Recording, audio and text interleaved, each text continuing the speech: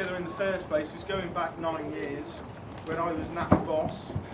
There was one New Year's Eve party where I was having to do a disciplinary with another member of staff. And Nat decided to intervene. She thought I was being a bit harsh, so I told her to shut up. The next thing I know, she punched me full in the face and scraped my lip.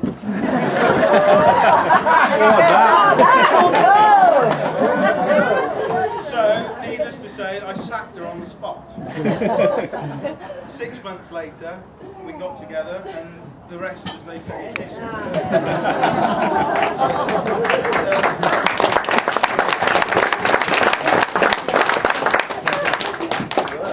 But yeah, when you arrived at the church today, I must admit, I did think I've definitely got the best of this thing.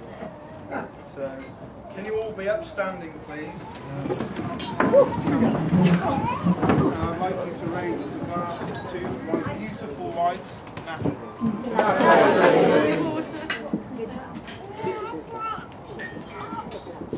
Now, before I hand over to Nick, I would just like to point out he's got a habit of telling the most outrageous lies, as do a lot of the people on table 10, so don't speak to any of them.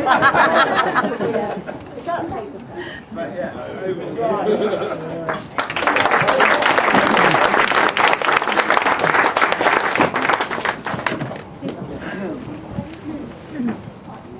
Thank you very much, Gareth. And after that lovely speech, let me ruin your day. I promise this will be the final speech of the day. I know it's been long, so I'll keep it short.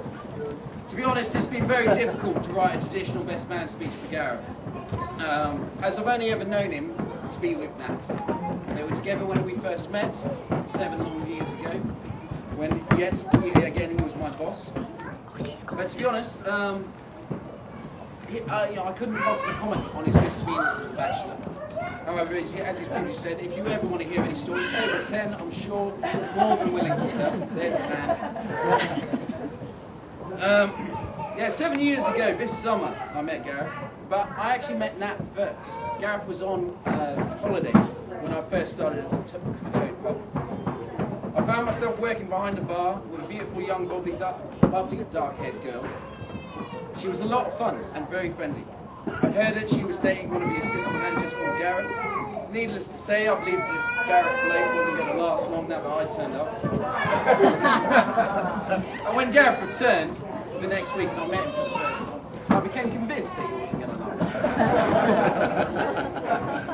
However, the summer went on and my ambitions quickly died as I got to know the couple better.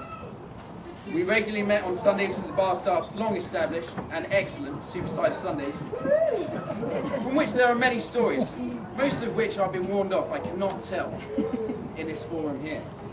Grab me later. All I can say is that they had many years of practice dealing with projectile vomit and incontinence long before they became parents.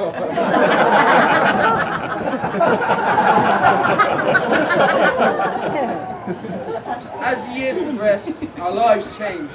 We moved jobs, moved houses, moved to different areas of the country. But they never changed so dramatically as when Nat suddenly stopped drinking. 9 months later, along came Grace.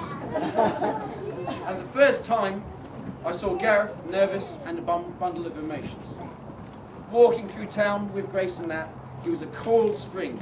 He threatened to launch himself, fists flying, from behind the push chair at anyone who didn't move or looked at his daughter for too long. It was endearing to see, but quite scary at the same time. Gareth and Nat have always been people that I draw enormous strength from. Never more so than when I joined the army. I joined roughly the same time we found out Grace was quite poorly. I would return them from Sandhurst when they lived right next to the train station, and I would pop round to see them. I was full of stories about how hard and challenging my new life was. I would go in to find two people facing what was the most challenging set of circumstances I could imagine as a parent. Tired, emotional, it was their strength and love together combined with the superhuman, frankly, strength of a young little girl that allowed them to fight through. On tour last year, generally in the army, if you have an emotional moment or you're a little bit scared, it is known technically and officially as a wobble. everything about you wobbles. The bottom lip wobbles, the shoulders wobble. When you're scared, everything wobbles. And everybody looks inside them for that something to pull themselves together.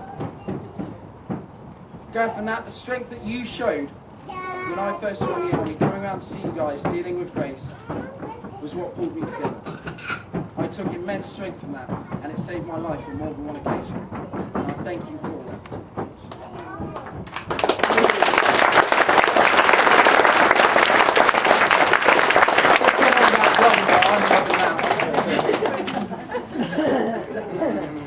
Ladies and gentlemen, please stand up. The final speech of the evening and the final toast. Gareth and Natalie and the family Stone. Thank you very much. It's been an honour to be your best man.